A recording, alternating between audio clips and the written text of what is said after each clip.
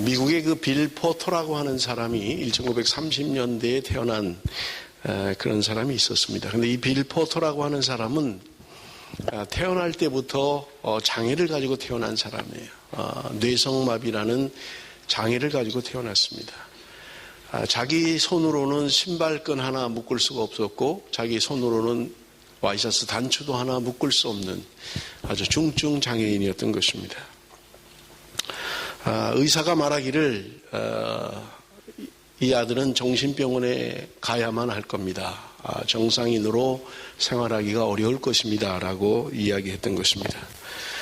그럼에도 불구하고 특수학교에 가서 아주 열심히 노력을 해서 정상인과 같은 일반 학교에 다녀도 된다라고 하는 판정을 받게 됐고 그는 일반 학교에서 고등학교를 졸업했던 것입니다.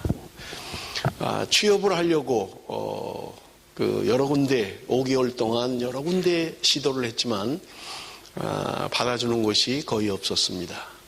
수많은 곳에 취직을 위해서 했지만 서너 군데 일을 해도 된다는 곳이 있었지만 그것도 가서 이틀, 3일을 버티지를 못했던 것입니다. 자판을 제대로 누를 수가 없었고요. 물건을 정리하라 그래도 손이 떨려서 물건을 제대로 정리할 수 없는 중증 장애인이었던 것입니다. 그래도 그 마음속에는 내가 일반과 같이 생활을 해야 된다라고 하는 그런 마음을 가지고 있었던 것입니다. 어느 곳에서도 받아주지 않았고 수없이 취업을 위해서 노력을 했지만 그 당시에 1950년대 미국이라고 하는 사회는 장애인에 대한 배려가 있을 때가 아니었던 것입니다. 단지 한 군데 그저 생필품을 생산해서 파는 그런 회사에서 이 사람을 고용을 했던 것입니다. 처음에는 거절을 했지만 그가 내가 사람들이 가장 가기 싫어하는 곳 그리고 가장 판매가 안 되는 곳, 영업이 안 되는 곳, 내가 그곳을 가겠습니다. 그렇게 해서 취업을 하게 되었습니다.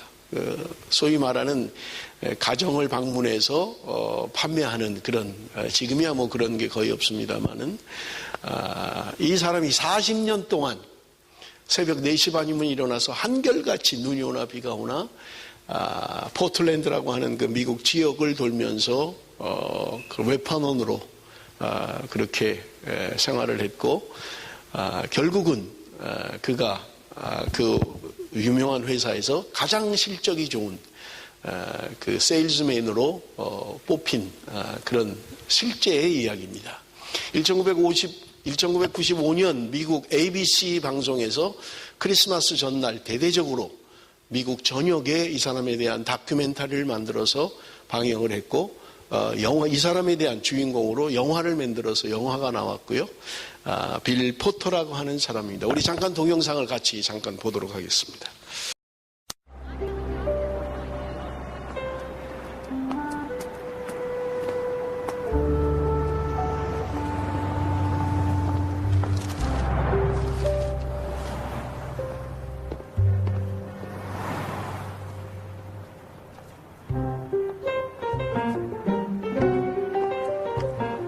All the October states. Mr. Hernandez, give me your worst route. Give me the area nobody wants.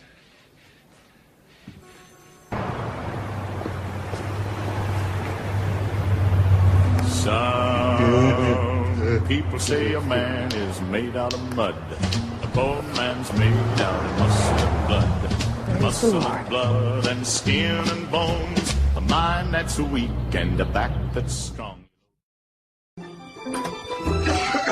Yeah. Good morning.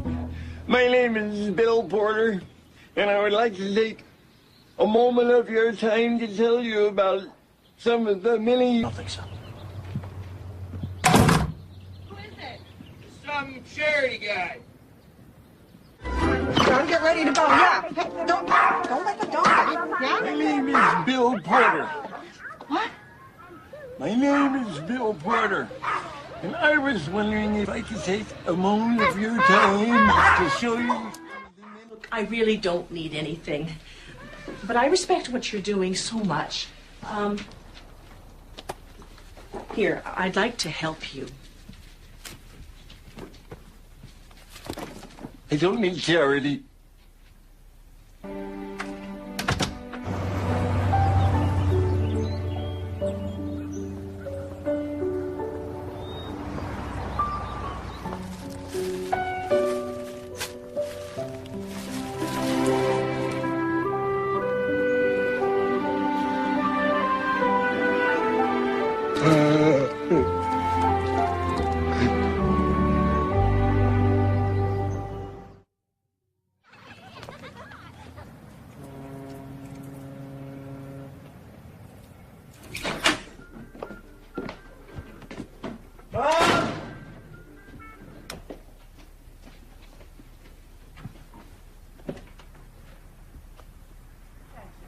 Thank you very much. I'm fine.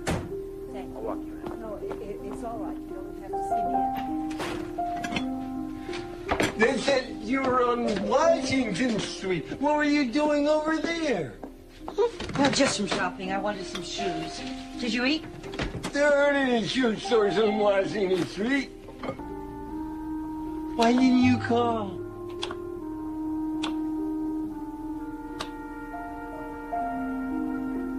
Huh?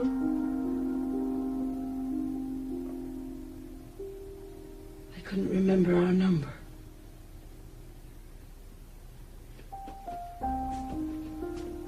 Oh.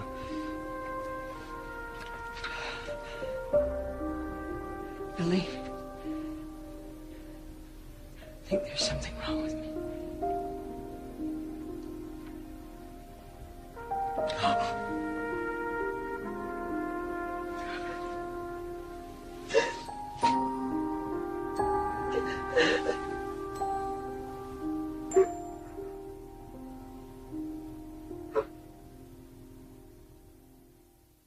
Laundry detergent.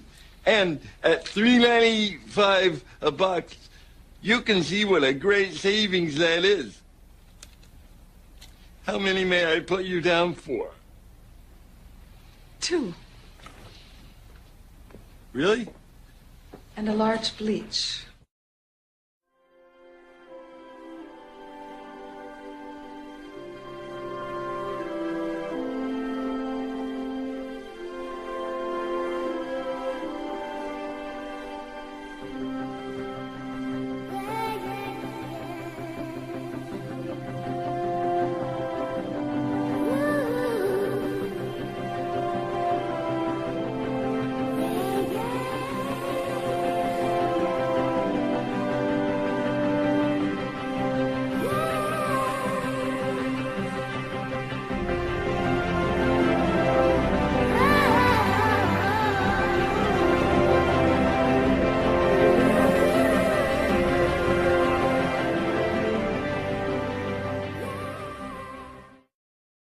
We are so proud to have you as a part of this company.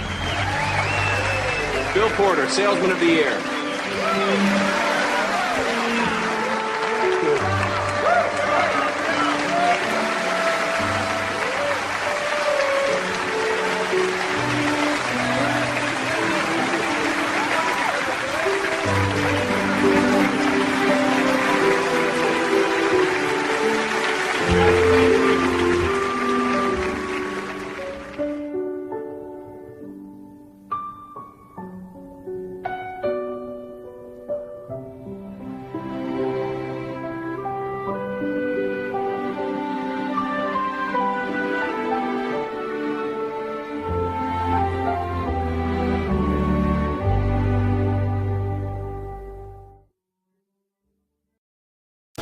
아주 감동적인 그런 동영상입니다. 빌 포터의 인내심 그리고 긍정적 사고는 많은 사람들에게 감동을 주었던 그런 삶입니다. 이런 이야기가 있습니다. 한 사람의 삶의 질은 그가 얼마나 많은 것을 소유하고 있느냐에 의해 측정되는 것이 아니라 그가 얼마나 많은 사람을 감동시키고 있느냐에 있다. 내가 얼마나 많은 것을 가지고 있느냐에 대한 소유의 문제가 아니라 내가 얼마나 많은 사람들을 감동시키는 그런 삶을 살고 있느냐 하는 것입니다. 저는 오늘 설교 제목을 헛되지 않은 수고다라고 하는 제 설교의 제목을 잡았습니다. 여러분, 세상 사람들은 자신의 목적을 위해서도 수고하고 헌신하고 있는 것입니다.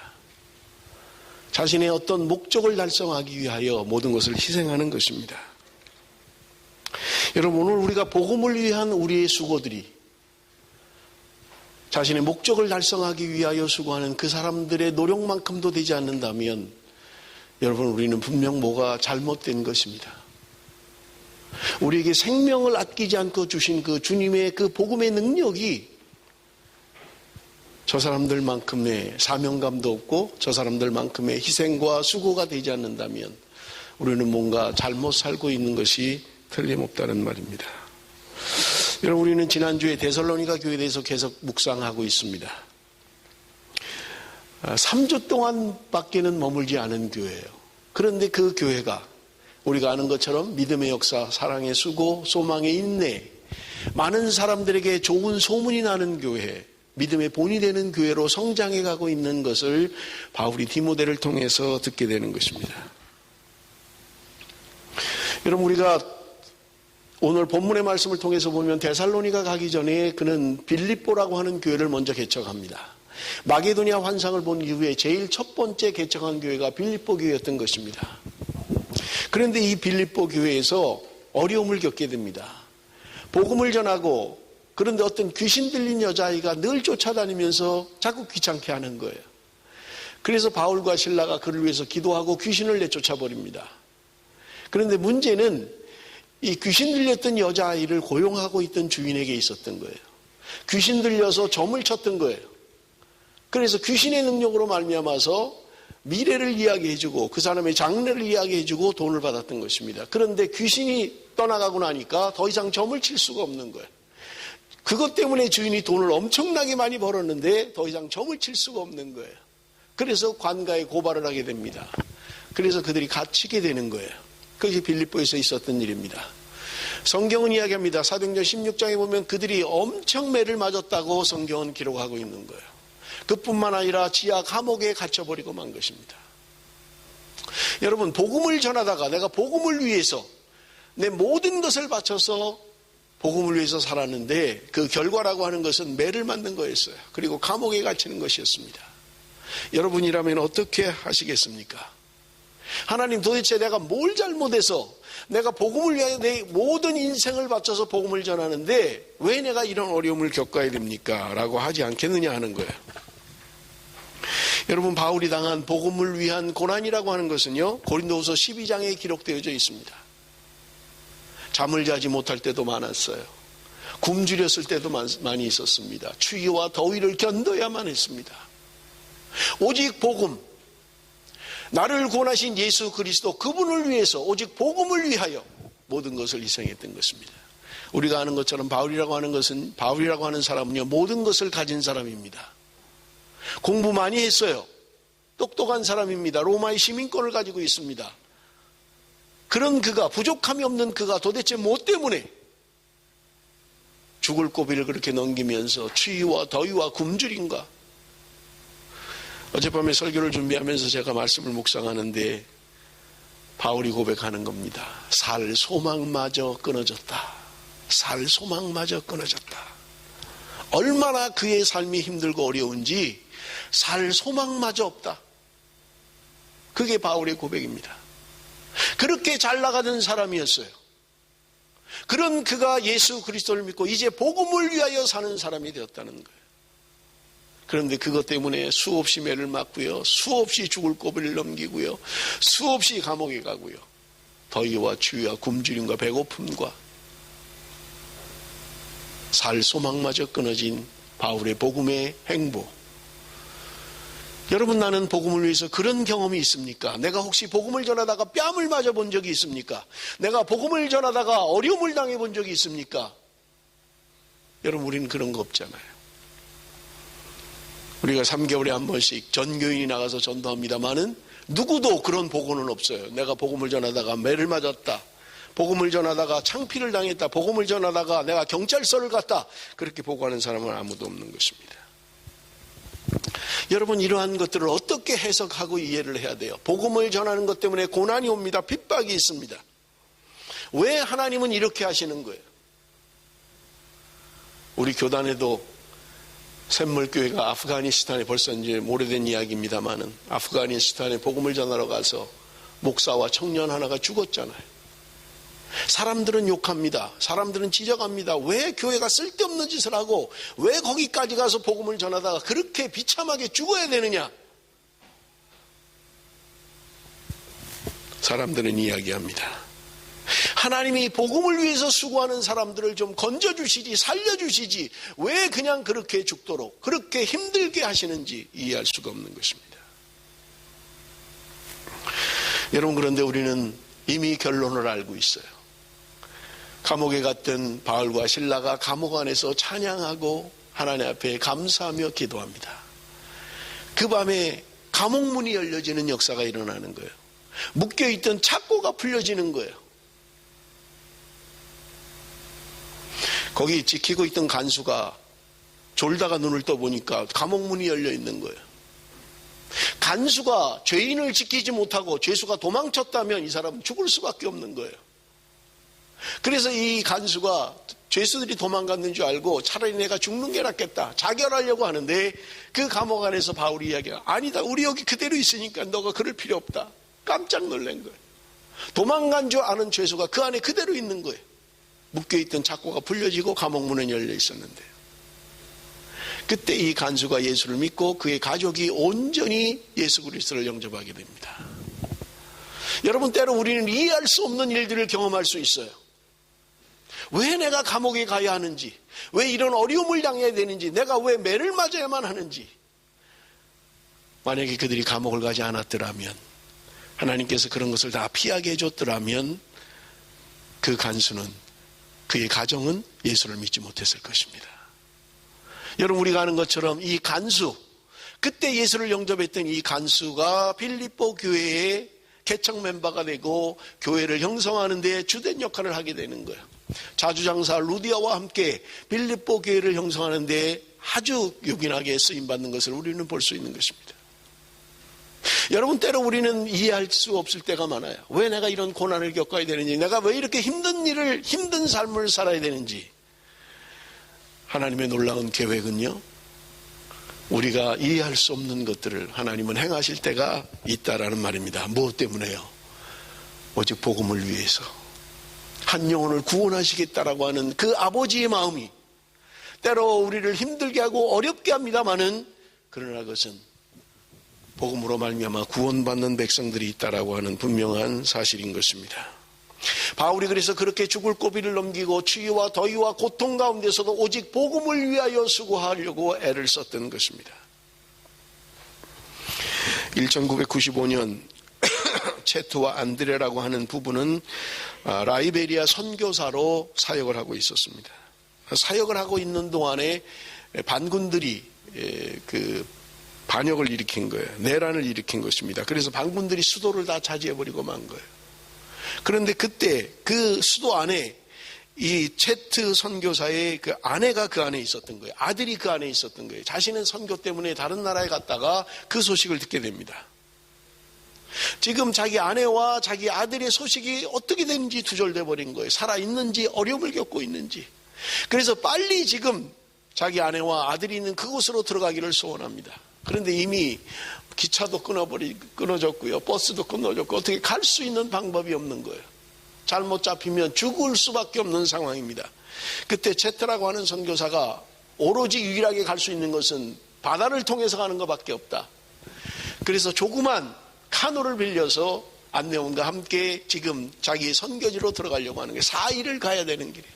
몇 시간이면 갈 수 있는 그 길을 바다로 돌아서 가니까 4일을 걸려서 가야 되는 거예요. 그런데 가는 도중에 풍랑을 만나게 됩니다. 비바람을 만나게 됩니다. 그 선교사님이 생명을 걸고 기도하는 거예요. 하나님, 이 풍랑을 좀 멈춰주십시오. 이 폭풍우를 좀 멈춰주십시오. 우리가 안전하게 선교지로 갈 수 있도록 하나님, 생명을 걸고 기도해요. 그런데 하나님은 응답하시지 않습니다. 점점 더 거세지는 거예요. 같이 갔던 사람들, 그 사람들도 욕을 하는 거예요. 당신 때문에 우리가 지금 죽을 고비를 넘기고 있다. 지금 이렇게 위험한 어려움에 빠지게 하고 너무 힘들다라고 이야기합니다. 날이 새고 그래도 죽지 않고 그 선교지로 도착을 한 거예요. 바닷가에 도착을 했어요. 그런데 웬 여자가 달려나오면서 소리 지릅니다. 당신들은 복받은 사람들입니다. 당신들은 복받은 사람들입니다. 무슨 소리지? 밤새도록 그렇게 죽을 고생을 하고 왔는데 당신들은 복받은 사람이라고 외치고 있는 거예요. 무슨 말입니까? 무슨 복을 받았단 말입니까? 그랬더니 그 여인이 이야기하는 거예요. 지난 밤에 반군들이 당신들을 추격을 했습니다.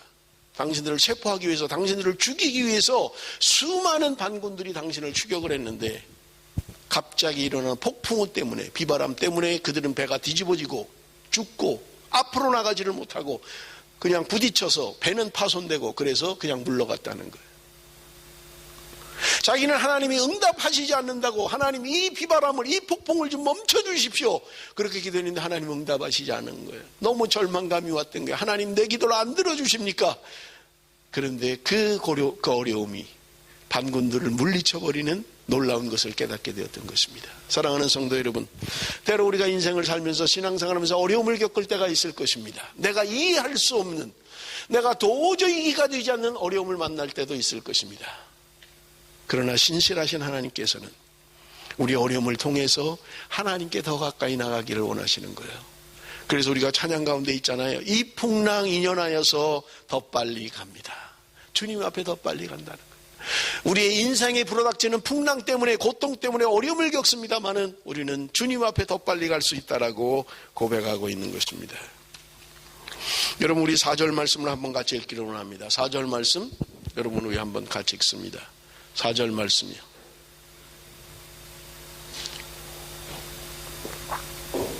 (4절) 말씀 다 같이 읽습니다. 시작. 오직 하나님의 옳게 여기심을 복음 전할 부탁을 받았으니 우리가 이와 같이 말하면 사람을 기쁘게 하려 함이 아니요 오직 우리 마음을 감찰하시는 하나님을 기쁘시게 하려 함이라. 바울이 이토록 복음을 전하기를 원했던 소망, 그것은 단 한 가지, 하나님이 옳게 여기시는 일이기 때문이라는 거예요. 하나님이 기뻐하시는 일이기 때문에 때로는 먹지 못하고 자지 못하고 추위와 더위와 살 소망마저 끊어진 가운데서도 오직 복음을 위하여, 하나님이 기뻐하시는 일이기 때문에 그 일을 위하여 애쓰고 있었다는 말입니다. 여러분, 오늘 본문 2장에는 바울이 고백합니다. 우리는 탐심으로 한 것이 아니다. 사람을 기쁘시게 하기 위한 것이 아니라 하나님을 기쁘시기 위하여 했다라고 고백하고 있는 것입니다. 하나님의 뜻이기에 나는 지금도 복음 전하는 것, 이것을 하노라고 고백하고 있는 것입니다.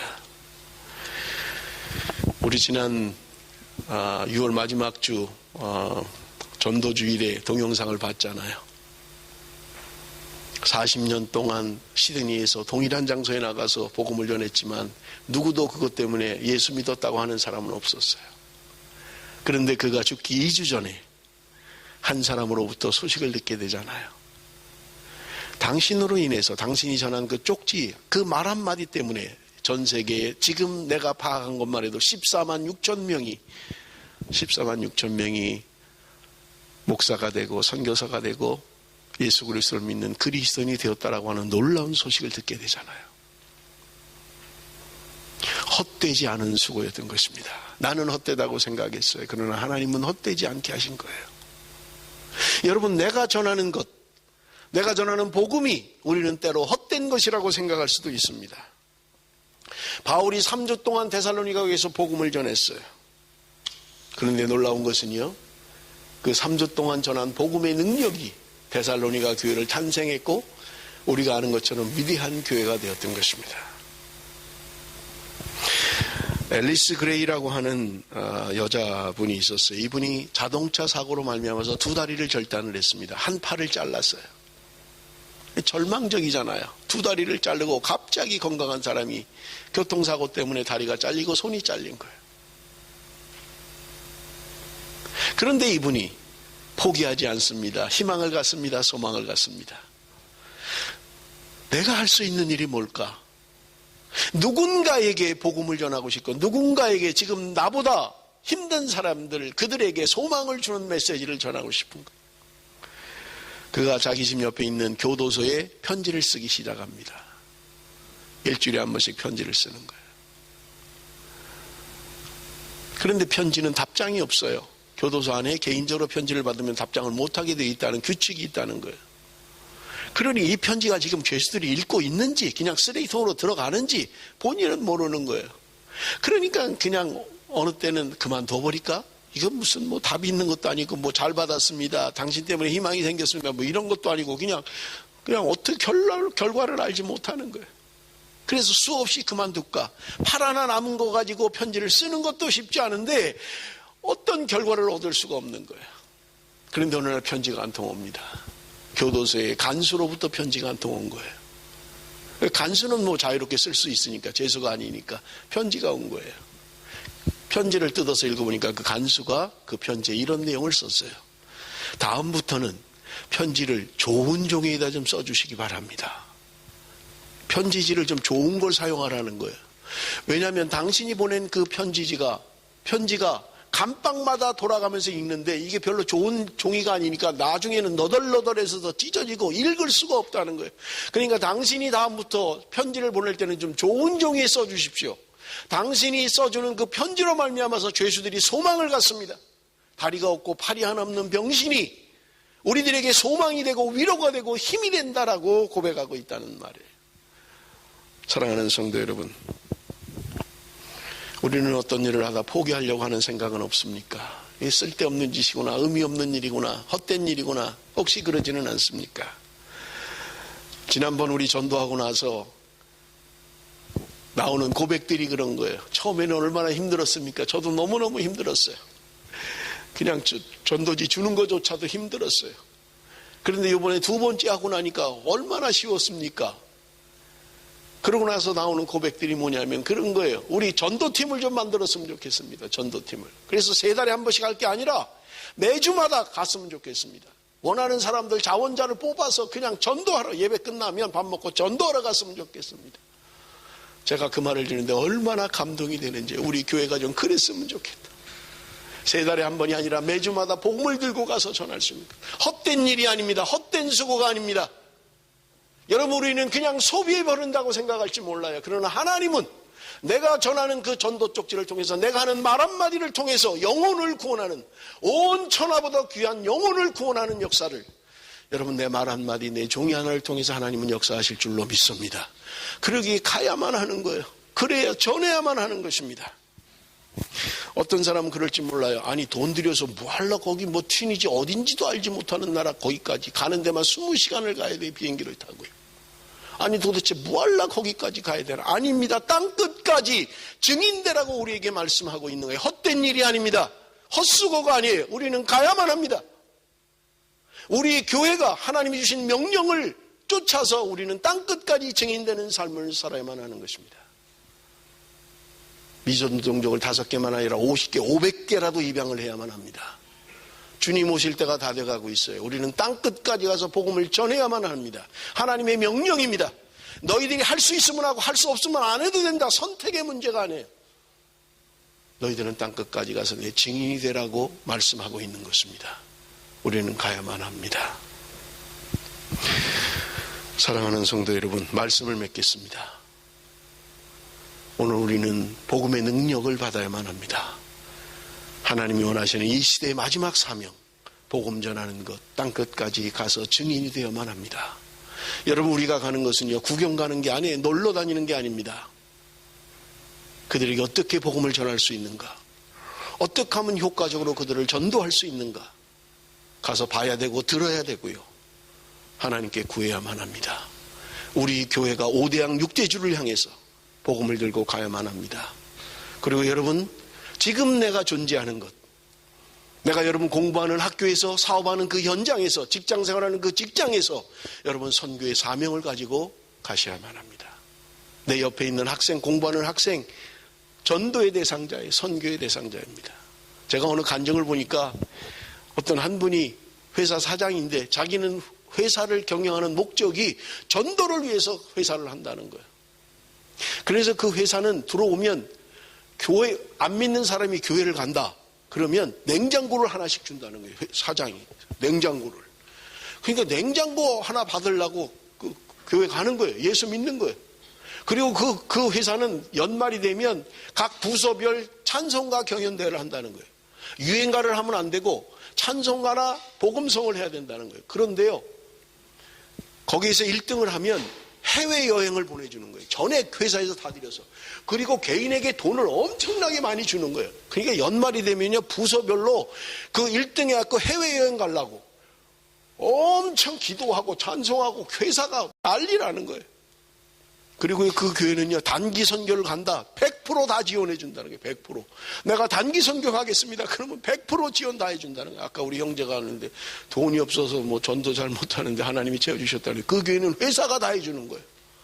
그런 교회 그런 회사 다니고 싶지 않으십니까? 여러분, 뜻을 세우십시오.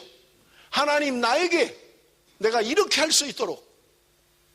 여러분이 한국에서 박성서 장로님 증인이잖아요. 300만 원 가지고 2평짜리 가게를 시작할 때 하나님, 이 가게는 선교를 위해서 하나님의 나라를 위해서 사용되어지겠습니다. 이 모든 이익금을 하나님의 나라를 위해서 하겠습니다. 하나님이여 짧은 시간에 세계적인 기업으로 세우셨잖아요. 여러분, 하나님 오늘도 우리를 통해서 역사하기를 원하십니다. 여러분, 하나님께서 마지막 남겨놓은 사명은 교회에게 주신 거예요. 교회된 우리들에게 주신 거예요. 하나님께서 12된 영을 동원해서라도 할 수 있는 일이지만 오늘 우리에게 남겨주신 일, 복음 전하는 것, 그것은 우리에게 남겨주신 것입니다. 교회가 해야 될 일이고요, 우리가 해야 될 일입니다. 우리는 땅끝까지 증인된 삶을 살아야만 합니다. 여러분이 속해 있는 직장과 학교와 여러분이 일터에서 여러분 선교자적 사명을 가지고 살아야만 합니다. 목사님만 해야 될 일이 아니에요. 선교사만 하는 일이 아닙니다. 내가 속해 있는 곳에 선교사로 파송되었다.